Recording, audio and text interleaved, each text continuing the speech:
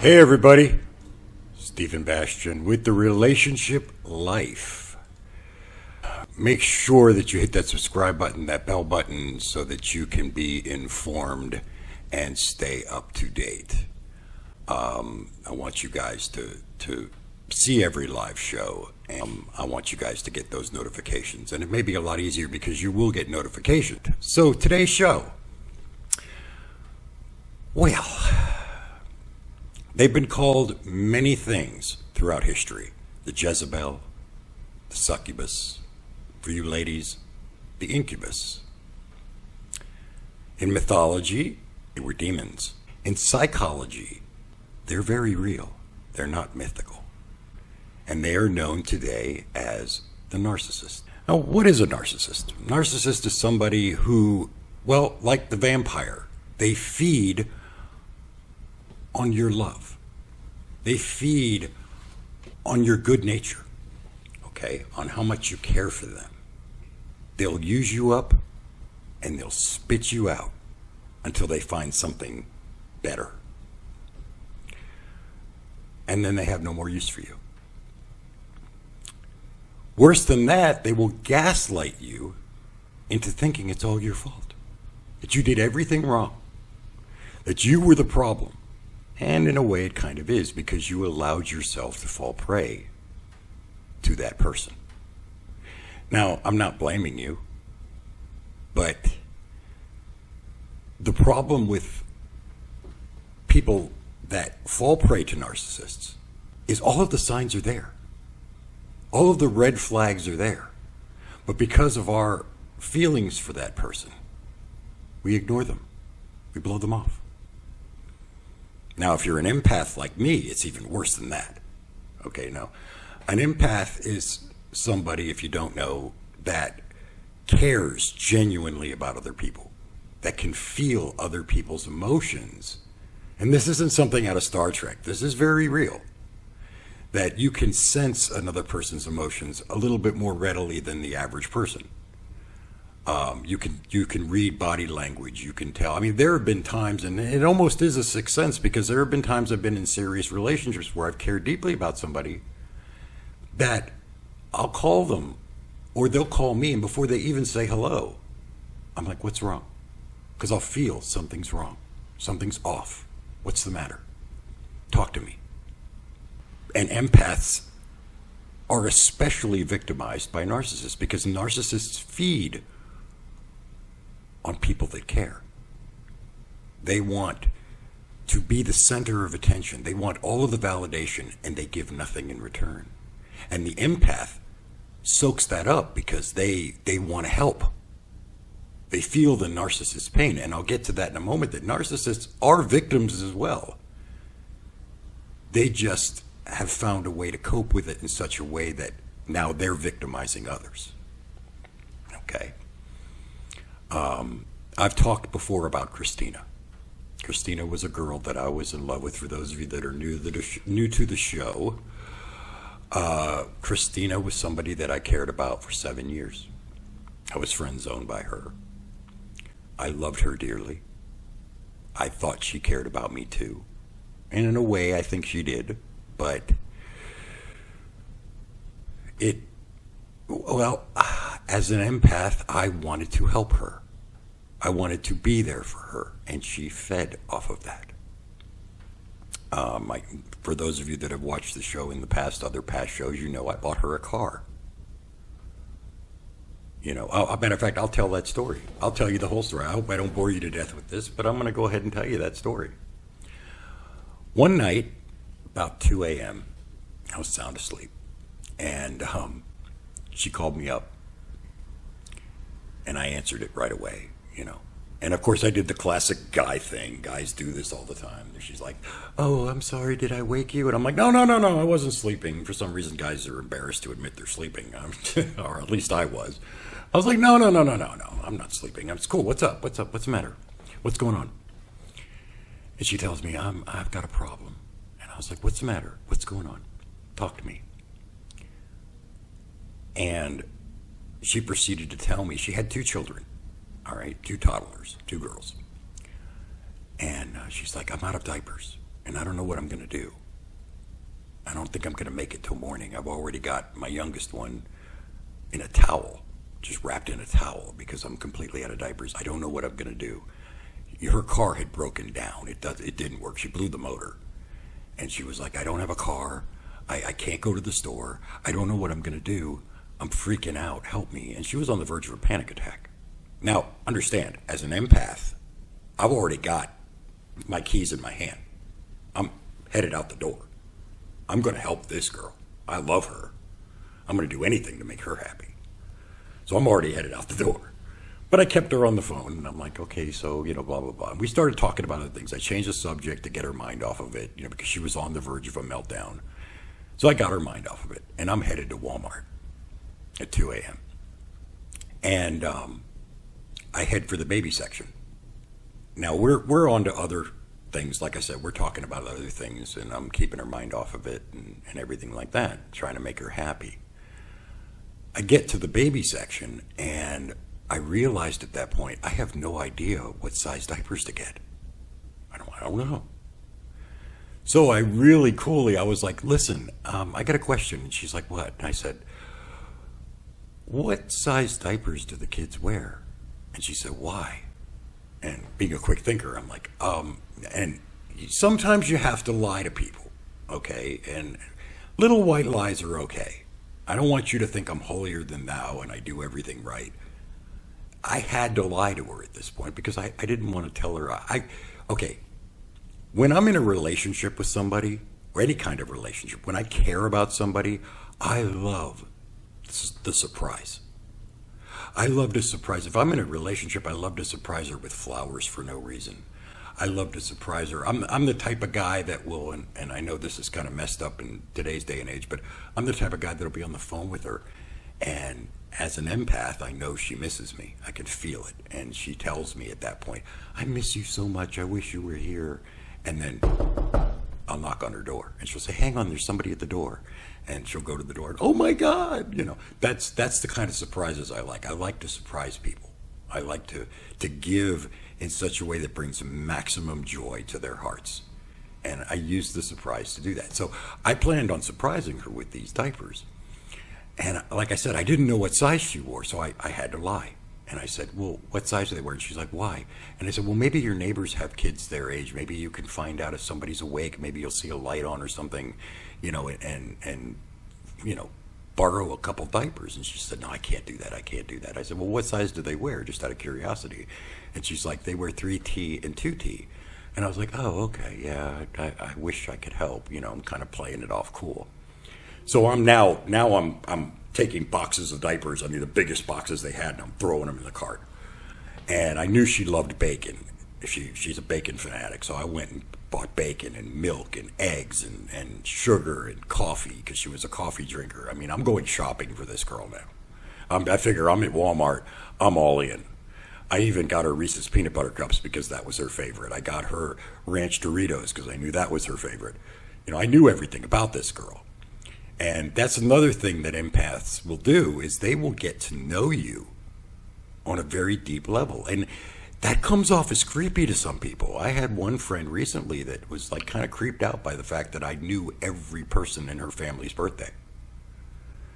She wouldn't admit that she was creeped out, but I mean, I knew all her sisters' birthdays. I knew, her mom's birthday, her dad's birthday, her birthday, her kids, I made a mental note because again, if the opportunity ever came to surprise someone with something, it's good to know these things. And that's good in a relationship. A lot of people, it's so funny because women especially will complain a lot about he never pays attention to me. Guys, their ex-boyfriends or ex-husbands or whatever. He never paid attention to me. He never gave me any kind of, validation, or he wasn't passionate and he wasn't there for me. And I was in this relationship, but I felt like I was alone, and they'll cry and complain about it. And then when you step up and show that person, hey, I pay attention, I'm in love with you, I'm totally passionate about you, suddenly it's too much and it's creepy and it's too weird. I never understand that. I just don't get it. I guess they, like, in other episodes I talked about how the other person wants to work for it. They don't want it handed to them. And that has a lot to do with it. I mean, once you're in the relationship, you can be passionate, but it's kind of ill-advised to be passionate before you're in a relationship with a person, as I've learned. But anyway, back to the story. So I'm buying all this stuff, and I'm headed for the cash register, and I realize that she's going to hear the beep, beep, and she's going to hear the cashier. She's going to know where I'm at. And it will spoil the surprise. So I lie to her again, and I tell her, hey, listen, I got to pee. Let me hang up with you, and because I don't want to pee with you on the phone, and I'll call you right back. She's like, okay, call me right back. So I hang up the phone, I check out, I get to the car, and I load all the groceries and the diapers and everything in the car, and I call her back once I'm in the car. So I'm talking to her, and like we changed the subject. We were talking about her school and college, and then we ended up talking about her car and all of these different things. And I get to her driveway, get to her house. She lived in a single wide trailer in a neighborhood. And I get to her neighborhood, and I pull up, not right in front of her house, but kind of off one house down. And I turned off the headlights. Now I realize she's going to hear me getting out of the car. She's going to hear all of the beeping and whatever that the car makes. So she's supposed to think I'm still in bed talking to her. So I lied again. I said, listen, I got to pee again. Couldn't think of anything else to say. I got to pee again. And so I said, I'll call you right back. So I got off the phone, and I grabbed all the groceries, and I did the man thing. Where a man, and I'm sure, ladies, if you've been in relationships, men don't like to go back and forth to the car 5-6 times to get groceries. They will strap every bag on 2 wrists and muscle that stuff in. And it's like the entire shopping cart worth of groceries will be on 2 wrists, and then set it down on the kitchen floor. And of course, help put it away, or put it away themselves if they live alone. That's how I do it. Every time I go shopping, I'll muscle it all in one trip. It's not that I'm lazy, it's just that I'm efficient. So I muscled all these groceries up to the thing, and she had on, because it was a single wide trailer, she had 3 steps and then a little stoop, I guess you would call it, or front porch. I set everything down on there, and then I skulked back to the car. I get to the car and I call her back, and I'm like, so what are you going to do? I mean, let's get back on the subject of the diapers. I mean, I don't want to see the kids suffer. I don't want to see, and I'm playing it off beautifully, And she was like, I don't know. I'm screwed. I'm so screwed. You have no idea. We started talking about her mom. I was like, well, your mom, why can't your mom go? My mom's at work. Her mom worked 3rd shift. And I knew that, but I played it off like I'd forgotten. I was like, oh yeah, that's right. I forgot. She goes, I don't know what I'm going to do. And then I was like, I've already driven away at this point. And I was like, well, have you checked the car? Maybe, kids kick things under the seat all the time. Maybe there's diapers under the seat, or maybe, whatever. She was like, yeah, I already checked the car. I said, do me a favor, check one more time. Look under the seats. Just check it one more time. If you find one diaper, that would help. And she was like, okay, I'll check. And I heard her open the front door, because her door squeaked really loud. I heard her open the front door, and she got quiet. And I'm like, Christina? And she was like, oh my God. Oh my God. I was like, what? When were you here? And I'm like, I just left. And she goes, oh my God. And she's looking through the bags. I mean, it was Christmas morning for her at that point. She's like, you bought me bacon. You bought me Doritos. You bought me Reese's. Oh my God. You bought all these diapers. You bought eggs. Oh my God. Oh my God. She was so happy. And my heart was just exploding with joy at that point. I felt so good. And that's why, guys like me and people like me, empaths, we do things for others because it gives us so much joy. It makes us so happy to make other people happy on that level. And so she's like, why didn't you stay? Why didn't you come up and give me a hug? And oh my God. And, and I was like, now understand, if I were a pig, I could have tried to score some major points with that. Okay. I probably would have gotten laid. I probably would have helped her put the groceries away. I would have come in the house, helped her put the groceries away. And with the, she would have diapered up the kids real quick, put them back to sleep, and I probably would have gotten laid. She was that happy. But that's not how I do things. I didn't want it like that. I loved this woman. I wanted our first time together to be special. In the entire 7 years I was in love with this girl, I'd only ever kissed her once, and it was an amazing kiss. Oh my God. It was straight out of The Notebook.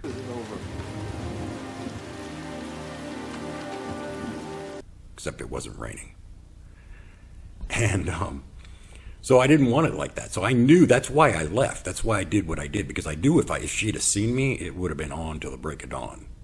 There would have been no doubt about that, and that's not what I wanted. So she says, you have to come back. And I was like, no, I'm almost home. I'll see you tomorrow. Let's have coffee together. And she was like, okay, yeah, let's definitely have coffee, but you're going to have to pick me up. I don't have a car, remember? And I'm like, I know. I'd already had a plan for that, too.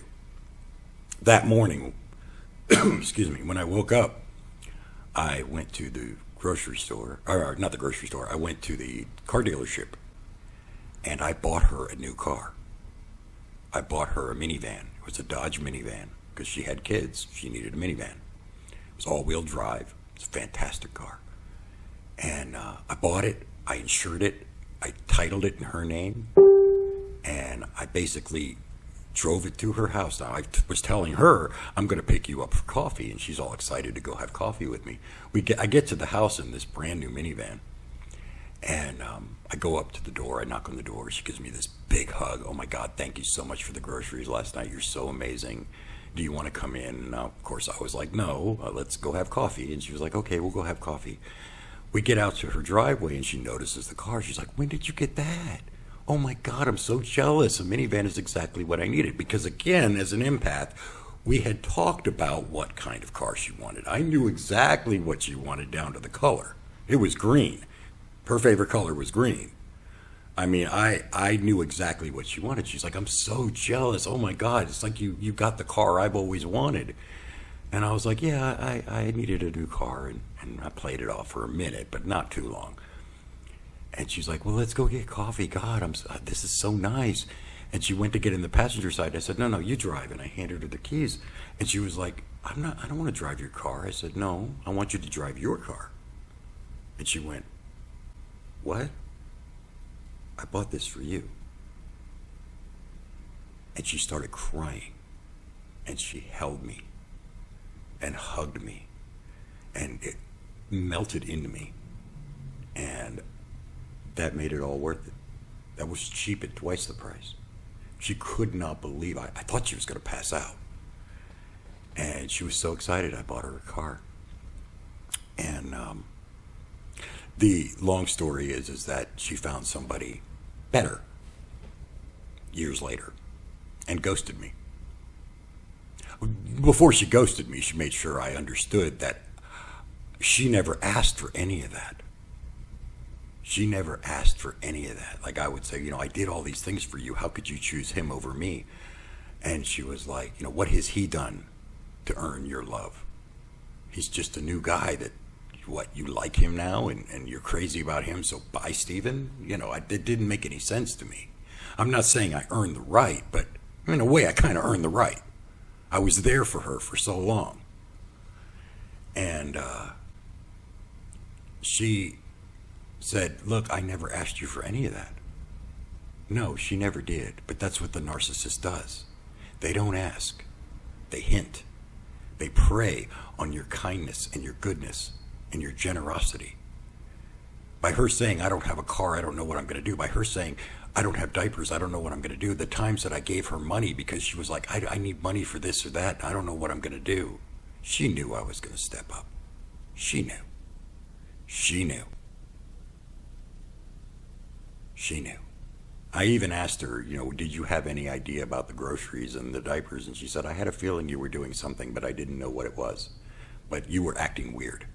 You had to pee so many times. And I knew something was up, but I didn't know what it was. I had a feeling. She knew. She preyed on it. She knew when she called me at 2 o'clock in the morning that I was going to get out of bed and do something. She knew. She knew if she complained about the car enough that I would get her a car. She knew. So for her to say, I never asked you for any of that, yes, technically she never did. But she knew. And that's what the narcissist does. So why do they prey on us? Why do narcissists prey on us? Well, believe it or not, the narcissist was once a good person. Once a decent human being. Believe it or not. They were most likely victims themselves, either from childhood, where they had an abusive parent or a neglectful parent, but they got hurt somewhere along the line. Maybe dad was an alcoholic, or dad was never home and worked all the time. Maybe mom was abusive. You know, there's so many factors in their lives from the past that force them to become what they are. It's a wall. It's a self-defense mechanism more than anything else. Now, I'm not a professional psychologist. This is my opinion. Okay, so if I'm wrong about that, that's fine. But in my experience from the narcissists I have dealt with, and I do tend to attract them like a magnet, they all have a sob story. They all have a story about something that happened in their past. Sometimes it's a spouse. He wasn't attentive. He wasn't passionate. He wasn't romantic. Anytime we'd make love, it was just a quickie. It was all about him. And he would make it feel like it's my fault, the gaslighting. They're usually victims of narcissists themselves. And, you know, it's funny because people will say that husbands and wives especially will end up resembling themselves over time, resembling each other over time. Well, they also take on personality traits over time. And if a person is living with a narcissist long enough, or if they're gaslighted enough, they will tend to take on that trait. And it's a great, it's a defense mechanism, like I said. They become what they hate because it works for them. And they don't even realize. That's the funny thing is they don't realize they're doing it. That's the whole irony of all this. It's not that they're evil. It's not that they're bad people per se. They're not sitting there going, how am I going to wreck this person? It's like Christina really thought she was a good person. Every narcissist I've ever known, they think that they're a good person. They think they're the victim. That's why they gaslight. That's why they make it all your fault. They won't take any responsibility for any of it. They will never admit that they did anything wrong, that they strung you along, that they used you, that they didn't ask for money or favors or anything like that, but they hinted and they know it, but they won't admit it. Because to admit that would acknowledge the fact that there's a problem. And as long as they don't acknowledge that there's a problem, they can continue to do what they do. Like I said, it's probably not intentional, but it is a sickness. And the only way that they're going to change is when they genuinely fall in love with another human being who's willing to be patient enough with them to get them over it, to undo and repair the damage that's been done in their lives, to the degree where they no longer need that wall. They no longer need that defense mechanism, and they can open themselves up. So how do you escape? If you are the victim of a narcissist, if you are in a narcissist's life and you don't have the patience to see them through, and you know you're being used and abused and taken advantage of, and you're just done, the only way you're going to free yourself of this is time, distance, and space. You have got to literally ghost that person. You've got to say, I'm done, and you've got to end it with them. You cannot subject yourself to any more abuse. You can't allow this person to continue to do this behavior. And they'll be on to the next victim. Now, if you wait long enough, like I said, they'll find somebody better, somebody hotter, cuter, wealthier. They'll move on, and they'll leave you. And you'll be left holding the bag crying, why me, why me, why me? Why did this happen to me? What did I do to deserve this? Believe me, I've asked all of these questions. How could this person do this? I really thought it was real. I really thought this person cared about me. I thought this person got me. Because that's what they do. They make you think that they get you. They make you think that they've never been closer to anyone but you. That you are the most important person in their lives. Because what it does is it feeds their egos. See, they're damaged. They're insecure.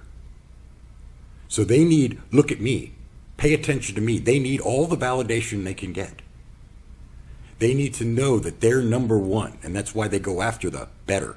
Because that better person, that hotter person, that wealthier person can give them even more than you can.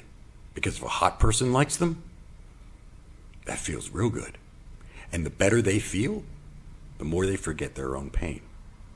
So either you have to wait it out and wait for them to destroy you to the point where you're no longer useful to them, or you move on and you escape. Try to understand that it is not your fault. Doesn't make you gullible or naive or weak. Just makes you human. And these people are, I don't want to say very good at what they do, but they've got it down to a science. I mean, they know what they're doing. I mean, they don't, again, I don't think they know what they're doing, but they are good at it. They're practiced at it because it fulfills a need that they have. We all have needs. So all you can do is be the best person you can be. Try to bring a smile to someone's face. Try to bring happiness to someone's life today. And don't make them sad. Because nobody wants to be sad. Anyway, I hope this made sense. I welcome a debate. If somebody disagrees with me, please, send me a message, comment. Until next time, I'm Stephen Bastian. And this is Relationship Life. I'll see y'all next time. Peace.